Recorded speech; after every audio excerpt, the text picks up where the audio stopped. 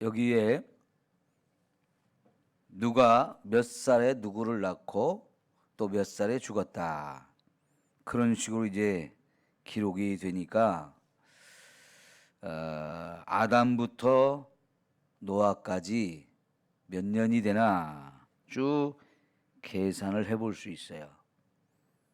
그리고 이제 11장 가면 여기 노아의 셈과 함과 야벳을 낳았다 그랬는데 그 노아의 아들 셈으로부터 아브라함까지 연결되어지는 족보가 또 나와요. 거기도 보면 셈이 몇 살에 누구를 낳았고 또 몇 살에 죽었고 이런 식으로 똑같이 기록이 되거든요. 그래서 사람들이 아담부터 아브라함까지를 쭉 계산을 하니까 2000년이라는 거예요. 2000년. 그리고 아브라함부터 예수님까지가 또 2000년이 돼요. 그리고 예수님부터 우리가 살고 있는 이 시대, 지금이 몇 년이에요? 2020년이잖아요. 그래서 구약 시대가 전체가 4000년이고 신약 시대가 2000년 이렇게 시간을 계산하는 사람들이 있습니다. 근데 여러분, 우리가 정확하게 연대를 계산할 수 있는 것은 지금부터 쭉 거슬러 올라가도 아브라함 때까지는 정확하게 우리가 연대를 계산할 수 있어요. 아브라함부터 지금까지 하면 예수님까지 2000년, 예수님부터 지금까지 2000년 해가지고 4000년의 연대는 정확하게 우리가 계산할 수 있는데, 여기 아담부터 아브라함까지의 요 5장, 6장, 7장, 8장, 9장, 11장까지의 여기서는 연대를 정확하게 계산하기가 사실은 어려운 부분이 많이 있습니다. 왜냐하면 여기서 누가 누구를 낳고 했을 때 아들, 우린 보통 아들을 생각하거든요. 아버지의 그 아들, 그리고 그의 아들 이렇게 쭉 나가잖아요. 여기서 아들이라고 하는 이 히브리어가 벤이라고 합니다. 벤. 그랬을 때 요 벤이라고 하는 단어는 꼭 아들만 의미하는 단어가 아니고 손자를 뜻하기도 하고 후손을 뜻하기도 해요. 예? 그러니까 여기서 예를 들어서 아담이 셋을 낳았다. 또 셋이 에누스를 낳았다. 에누스가 게난을 낳았다. 이런 식으로 표현이 되어 있지만은 그 낳은 게 아들일 수도 있고 손자일 수도 있고 그 몇 대 후손일 수도 있다 하는 얘기예요.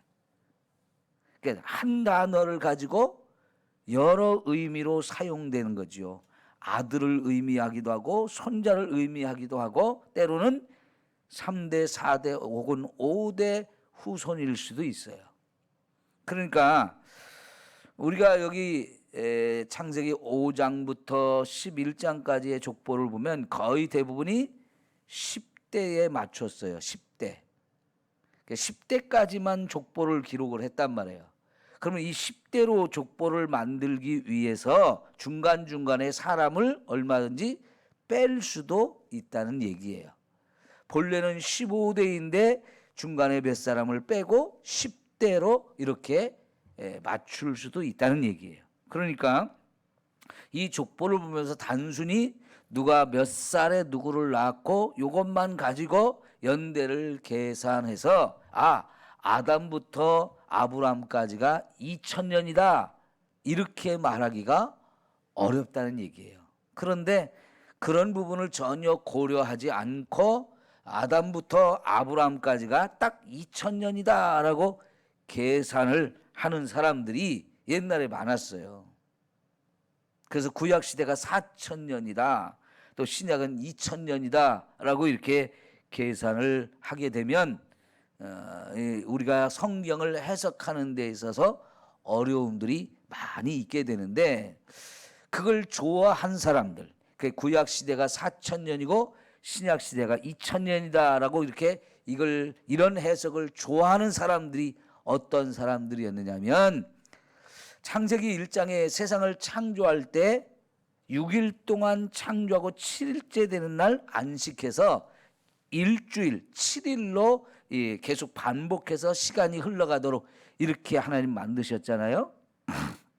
그러면서 베드로 전서 후서에 보면 하루가 1,000년 같고 1,000년이 하루 같다는 이런 말씀과 함께 연결을 딱 시키니까 4,000년 더하기 2,000년 하면 6,000년이잖아요.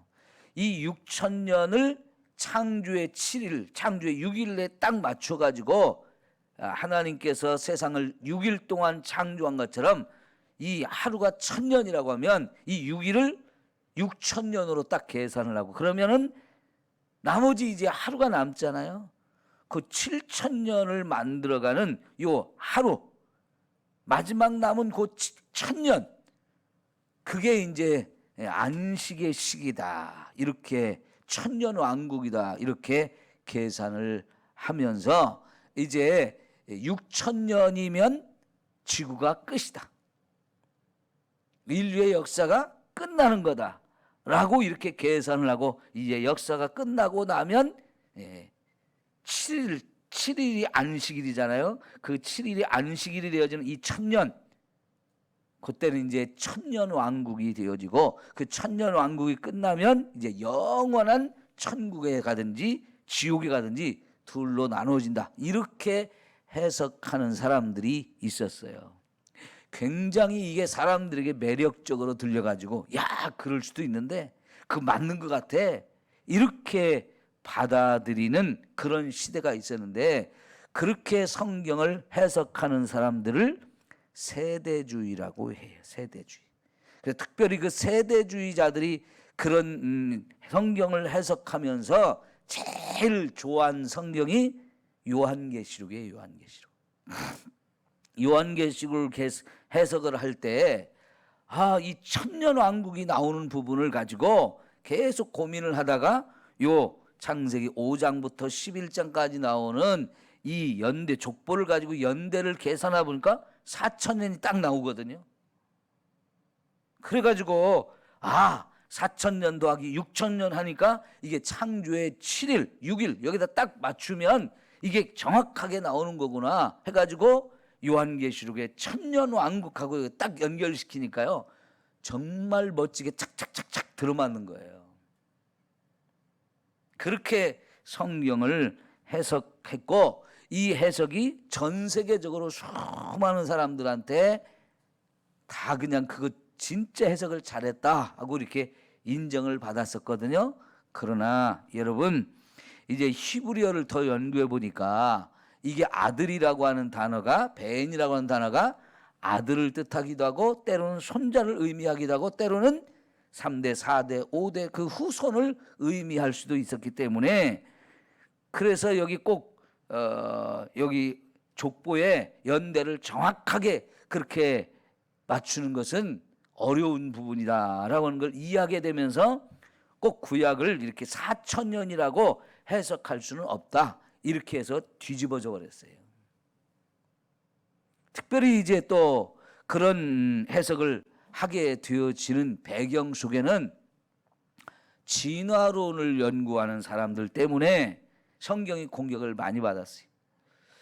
진화론을 연구하는 사람들은 이 지구와 우주의 나이가 40억 년, 50억 년 이런 얘기를 해요. 신학자들은 구약 시대가 이게 4,000년이라고 얘기하니까 하나님에 의해서 아담이 창조된 시기가 지금으로부터 하면 6,000년 전이라고 얘기를 하거든요. 그러니까 이 6,000년 얘기를 가지고 진화론과 이렇게 과학과 얘기를 해보니까 시간이 너무 다른 거예요. 그래서 진화론을 공부하는 이 과학자들한테 신학과 성경이 너무너무 공격을 많이 받다 보니까 자꾸 고민이 돼가지고 연구를 해보니까 구약을 꼭 4,000년이라고 우리가 이렇게 계산하기는 어렵다는 생각을 하게 되었고요. 결국은 그래서 구약 시대가 몇 년일지, 하나님이 아담을 창조했을 때가 과연 지금으로부터 딱 6,000년일지 아니면 그보다 더 훨씬 더 오래전일지, 그것은 우리가 이해하기 어려운 부분이 있다는 것을 우리가 충분히 생각을 해야 돼요. 자, 이런 거는 우리가 상식적으로 좀 신앙생활하는 저와 여러분이 상식적으로 좀 우리가 생각할 필요가 있어요. 자, 그러면서 이제 오늘 좀 주목할 수 있는 부분이 21절부터 24절 부분인데요.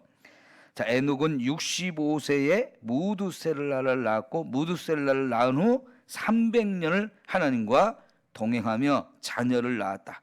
그는 365세를 살았는데 하나님이 에녹을 죽이지 않고 죽지 않은 상태에서 그대로 하늘로 데려가셨다. 그런 얘기가 나와요. 자, 그러면 여러분, 이 하나님과 동행하는 삶이 얼마나 놀라운 축복을 받는 삶인지 우리가 이해할 수 있죠. 하나님이 이 에녹의 삶이 하나님과 그렇게 동행하는 삶인 걸 보시고 너무너무 하나님도 좋아가지고 이 에녹은 다 여기 누가 죽고 다 이렇게 끝나는데 죽지 않게 해주셨어요. 죽지 않을 뿐만 아니라 죽지 않은 이 사람을 하늘로 그대로 데려가셨다는 것은 에녹이 하나님과 동행했기 때문에 그 동행하는 사람에게 주신 하나님의 놀라운 축복이죠. 그럼 여러분, 오늘 저와 여러분이 신앙생활을 하면서 하나님을 믿는 자인데 우리의 최고의 신앙의 모델이 바로 에녹과 같은 거예요. 왜요? 하나님이 제일 기뻐하는 삶이 하나님과 동행하는 삶이고, 이 하나님과 동행하는 삶을 살면 엄청난 축복을 주실 수 있는 거지요.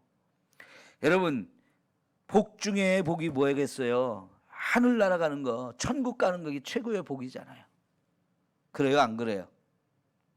물론 저와 여러분이 예수님을 믿었기 때문에 다 이제 천국 갈 수 있는 복을 받은 사람들이에요. 근데 이 진짜 천국에 가려면 예수를 믿은 이후에도 계속해서 저와 여러분이 하나님과 동행하는 삶을 살아야 된다는 얘기예요. 자, 예수를 믿고 나 이제 천국 가도록 하나님이 약속해 주셨어. 그런데 이제부터 마음대로 살아야지. 내가 하고 싶은 거 다 하고 내가 그냥 가인처럼 살아야지. 그러면 여러분, 그 사람 천국 가겠어요? 못 가겠어요? 못 갈 수도 있어요. 이 에녹이 가인처럼 살았다고 해봅시다. 이 사람이 중간에 변질이 돼가지고 가인처럼 살았으면 천국 가겠어요? 못 가겠어요? 어려울 수도 있어요.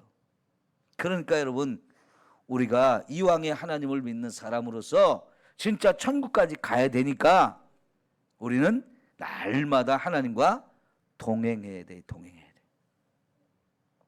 그럼 여러분, 지금 그래서 전 세계에서 신앙생활하는 사람들이 가장 관심을 갖는 게 뭐냐? 지금 시대에 예수 믿는 사람들이 가장 관심을 갖는 게 바로 어떻게 하면 이렇게 에녹처럼 날마다 하나님과 동행하는 삶을 살 수 있느냐? 이게 최고의 관심사예요.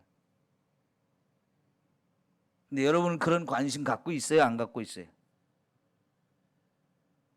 우리에게도요, 이게 최고의 관심사가 돼야 돼요. 진짜 예수 잘 믿는 사람일수록 다 하나님과 매일 동행하고 싶다. 하나님과 매일 동행하고 싶다. 이게 다 이제 최고의 관심사인 거예요. 오늘 저와 여러분이 어떻게 하면 우리가 하나님과 동행하며 살 수 있는가? 이거를 끊임없이 연구하고 진짜 매일매일을 하나님과 동행하는 삶이 되도록 끊임없이 노력해야 돼요. 자, 그러면 여러분, 사실은 여기 이 말씀 속에 에녹이 어떻게 그렇게 하나님과 동행하는 삶을 매일같이 변함없이 살아갈 수 있었는가 하는 비밀이 들어있거든요.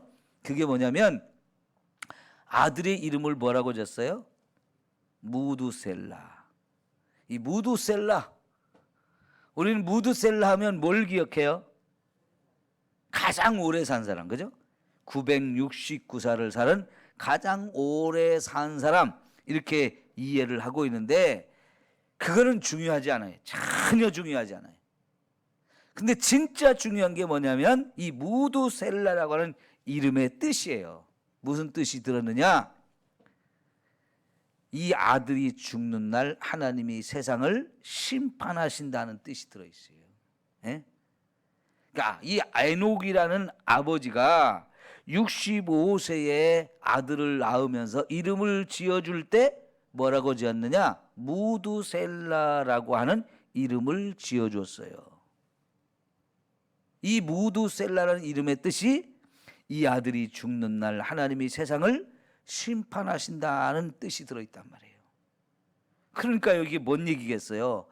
이 무두셀라를 낳기 전에 하나님께서 에녹에게 계시를 준 거죠. 야, 이제 네 아내가 아들을 낳을 거야. 그런데 그 아들이 이제 죽을 거 아니냐? 그럼 그 아들이 죽는 날 내가 세상을 심판할 거야. 이런 계시를 하나님께서 에녹에게 주신 거예요. 그러니까 여러분, 이 말을 들었을 때 에녹이 어떻게 했어요? 정신이 바짝 나는 거였어요. 정신이 바짝 나는 거였어요. 자기가 봐도 세상이 지금 엉망이잖아요. 가인의 후손들이 지금 세상을 너무너무 죄악으로 물들여가고 있잖아요. 네? 요 에녹이 살 때 4장에 나오는 라멕, 그 라멕이 이렇게 엄청난 죄를 지으면서 막 사람들이 그렇게 죄의 삶을 살아갔을 거 아니에요? 그러니까 이 에녹의 가문은 정말 믿음을 가지고 살려고 하는 가문이지만 여러분, 가인의 가문은 그 후손들은 막 엉망으로 사는 거예요. 하나님 없이 너무너무 죄를 많이 짓고. 그런 세상을 보았을 때 에녹도 참 얼마나 기가 막혔겠어요. 세상이 왜 이래? 에? 말세다 말세. 그러면서 살았을 거 아니에요? 하나님 정말 이 세상 저렇게 사람들이 죄를 짓고 사는 거 그냥 두실래요? 그런 생각도 많이 했을 거 아니에요. 그런데 어느 날 하나님이 야, 너 이제 네 아내가 임신했잖아. 그 아들이 태어나서 살다 보면 죽을 텐데 그 아들이 죽을 때가 내가 세상을 심판하는 날이다. 이걸 하나님이 계시를 주셨어요. 그래서 아들의 이름을 그렇게 지은 거예요. 여러분, 그럼 아들의 이름을 그렇게 짓고 무두셀라야 이렇게 부를 때마다 그 이름을 부르는 아버지 그냥 살 수 있겠어요? 정신이 바짝 차려서 어떻게 살았겠어요? 하나님과 딱 붙어가지고 하나님과 매일 동행하는 삶을 살았던 거예요. 여러분, 이 무두셀라라는 사람 자꾸 이제 자라면서 친구도 만나고 그러면서 막 주변에 사람들이 많이 있을 거 아니에요? 그럼 동네 사람들도 무두셀라 이름을 불렀을 거 아니에요? 그죠? 사람들도 다 그 뜻이 뭔지 알아요. 그러면 다른 사람들은 비웃었을 거예요. 아니, 제가 죽는 날 하나님이 세상을 심판한다고? 왜 꼭 그날이야? 아, 지금 하려면 지금 하시지. 얼마나 놀리면서 그랬겠어요. 그걸 듣고 깨닫는 사람은 정말 제대로 된 삶을 살았겠지만 그렇지 않은 사람은 하나님 더 비웃고요. 더 엉망으로 살고 그런단 말이죠. 그게 노아 시대 그랬잖아요. 노아가 방주를 지으면서 하나님이 세상을 심판할 때가 가까이 왔으니까 우리 살 길은 방주를 짓는 거라고. 나와 같이 함께 방주를 짓고 이 속에 들어가야 살 수 있다고 사람들 얼마나 설득을 많이 했겠어요. 그런데 예수님 뭐라고 했어요? 마태복음 25장에 보면 멸망할 때까지도 그 말을 안 믿었다는 거죠. 다 자기들 하고 싶은 대로 먹고 사고 팔고 장가가고 시집가고 이런 데만 바빴다는 거죠. 아무도 안 듣다는 거예요. 그러나 여러분, 에녹부터 노아까지 그 집안 사람들은요 철저하게 믿음으로 살려고 노력했어요. 철저하게. 그러니까 에녹이 정신 차려서 하나님과 동행할 수밖에 없잖아요. 왜요? 아들을 낳았어요. 근데 이 아들이 몇 살을 살지 알아요, 몰라요? 아무도 몰라요. 성경은 그가 969살을 살았다라고 얘기하지만은 에녹이 내 아들이 969살 살 거야 알아요, 몰라요? 그건 모르죠. 나도 몇 년을 살지 모르는데 얘가 5살 살고 죽을지 10살이 되었을 때 죽을지 100살이 되어서 죽을지 그건 아무도 모르잖아요. 그러니까 오늘 우리 아들이 감기만 걸렸다 그래도 얘가 죽을 수도 있다 그 생각하면 어때요? 정신 바짝바짝 나는 거 아니에요? 얘가 좀 밥을 잘 안 먹는다, 놀다가 넘어져가지고 다리가 부러졌다, 그때마다 정신이 바짝바짝 나는 거 아니에요? 그죠? 그러니까 아무렇게나 살 수가 없는 거예요. 매일매일 하나님 찾으면 하나님 나 좀 살려주세요. 우리 정말 믿음으로 살고 싶어요. 나 좀 지켜주세요. 자꾸 죄를 지어요. 자꾸 넘어져요. 나를 유혹하는 일들이 세상에 얼마나 많은지. 그러면서 철저하게 믿음으로 살려고 하나님과 동행하는 삶을 산 거지요. 여러분, 그러다 보니 하나님 앞에 이렇게 300년을 하나님과 동행했고 그런 삶을 산 에녹에게 하나님이 최고의 선물을 주셨어요. 365살이면 우리가 볼 때는 엄청나게 많은 나이지만 이때 생각하면 900년 다 넘게 살던 시대에 보면 시대였으니까 새파랗게 젊은 사람이 죽은 거예요. 새파랗게 젊은 사람이 그냥 하나님이 데려간 거예요. 자, 여러분, 우리 송충기 권사님 늙어가는 거 참 싫죠? 예? 늙어가니까 왜 이렇게 자꾸 몸이 아파? 병원 갈 일만 자꾸 생기고 밤이 되면 더 아파. 잠도 못 자. 입맛도 없어지고 밥 먹는 것도 재미없고 참 사는 게 힘들어요. 늙는다는 게. 그죠? 근데 지금 에녹은 365세면요. 그때 나이로 보면 새파랗게 젊은 나이예요. 새파랗게. 늙지도 않고 죽지도 않고 하나님이 탁 그냥 천국으로 데려가셨다. 지금 제가 딱 보기에 제가 이제 내일 모레 지나면 한갑이 되네요. 야, 여러분, 지금 하나님이 딱 데려갔으면 좋겠어. 왜? 늙는 게 자꾸 몸으로 느껴져요. 여기도 아프고 저기도 아프고 자꾸 병원 갈 일이 자꾸 생기는데 아이고, 우리 권사님들 이 연세 드시고 늙어간다는 게 얼마나 힘든 건지를 조금씩 느껴요. 그러니 저도 그런데 여러분은 얼마나 더 그러겠어요. 그죠? 늙기 전에 하나님 데려갔으면 참 좋겠다 그런 생각을 해요. 근데 에녹이 딱 그랬어요. 늙기 전에 고생하지 않고. 왜 이런 축복을 주셨어요? 하나님과 동행하니까. 여러분, 하나님과 동행하는 것 최고의 축복이에요. 응? 주와 같이 길 가는 것 어떻다고요? 즐거운 일이라는 거예요. 즐거운 일. 그래서 매일매일 한 걸음 한 걸음 또 한 걸음 자꾸 하나님과 동행하는 삶을 살자. 얼마나 축복이에요. 여러분의 최고의 관심사가 하나님과 동행하는 것이 되기를 바라요. 매일매일 여러분이 이렇게 새벽 예배를 나오는 것도 매일매일 하나님과 동행하는 삶을 살기 위한 거야. 그런데 어떤 사람은 매일 새벽 기도를 나오면서도 예배 끝나고 가면 땡이야, 땡. 하나님 안녕히 계세요. 하나님 안녕히. 그리고 하루 종일 내 멋대로 살아. 그러면 그건 엉터리예요. 교회는 열심히 다니는데 하나님과 동행하지 않고 교회 왔을 때만 하나님 안녕하세요, 하나님 나 좋아요 그래놓고 예배 끝나고 가면서 하나님 안녕히 계세요, 내일 아침에 올게요 해놓고는 하루 종일 내 마음대로 내 생각대로 내가 하고 싶은 대로 다 하며 살아요. 그건 하나님과 동행하는 게 아니에요. 오늘 새벽에 와서 우리가 말씀을 듣고 예배를 드렸으면 새벽에 들은 그 말씀이 하루 종일 내가 생각하면서 그 말씀이 나를 이끌어가는 삶이 돼야 돼요. 하루 종일 그 말씀 생각하면서 내가 하나님과 동행해야지, 하나님과 동행해야지. 그래서 옛날에 이성봉 목사님이라고 유명한 부흥 강사가 있었잖아요. 그 강사 목사님은 항상 손을 이렇게 하고 다녔대요.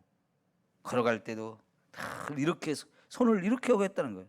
그래서 왜 손을 그렇게 하고 다니시냐고, 어디가 불편해서 그러냐고, 아파서 그러냐 그랬더니 아니라고, 나 예수님 손잡고 가는 거라고.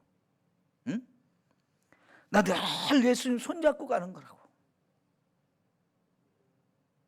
그게 동행하는 거예요. 제가 중학교 3학년 때 처음 새벽 기도를 다니면서 그런 말씀을 들었어요. 이런 말씀을 들었어요. 그래서 그때 정말 제가 새벽 기도를 다녀보니까요, 새벽에 들은 말씀이 하루 종일 생각나요. 그래서 그 말씀이 내 삶을 지켜주고 그 말씀을 따라 하루 종일 살게 되어지니까요, 이게 매일매일 하나님과 동행하는 삶이 되어지더라고요. 그럼 여러분, 이게 얼마나 좋은 거예요. 제가 지금 60이 되었어도 생각해보면 그 중학교 3학년 때가 제 인생에, 지금까지 60년 인생에서 제일 행복했던 시간들이었어요. 왜요? 매일매일 하나님과 동행하는 삶이 되어졌어요. 새벽부터 시작해가지고. 그러니까 너무너무 행복하고 제일 재미있었던 시간들이었어요. 여러분, 하나님과 동행합시다. 최고의 은혜예요. 최고의 축복이고. 기도합니다.